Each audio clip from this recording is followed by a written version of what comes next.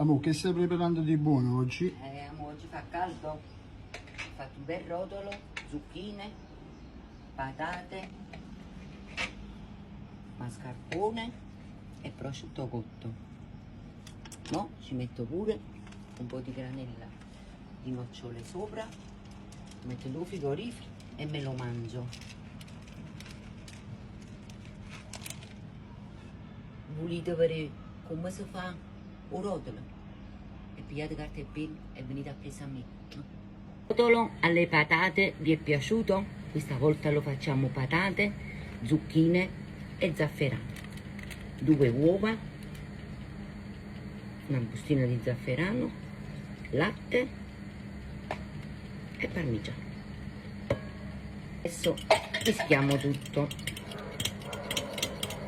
Adesso unisco zucchine e patate che avevo tagliato con la mandolina, lavate e asciugate, e le mischiamo con le mani.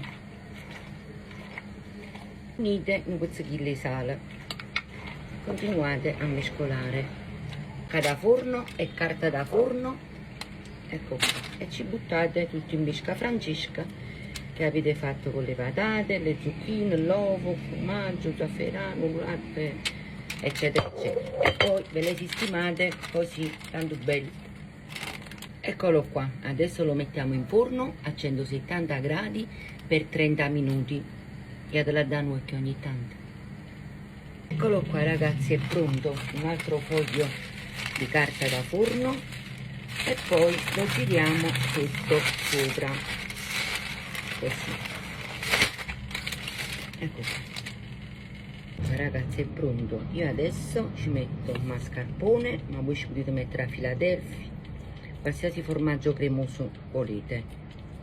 Formaggio cremoso, metto un po' di prosciutto cotto. Adesso lo arrotoliamo. Aiutatevi con la carta da forno e formate un bel salsicciotto.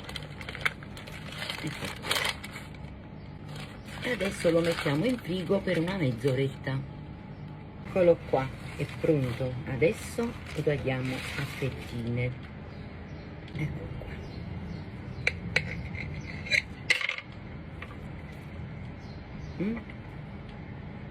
Eccolo qua ragazzi, è pronto. E adesso lo metto in frigo. Ho messo un po' di granella di nocciole sopra. Se vi piace ce la mettete, se siete allergici non ce la mettete. Mettiamo in frigorifero e ci mangiamo stasera bello freddo. E se facete chi su rotolo, patate e zucchine, scrivete a me nei commenti.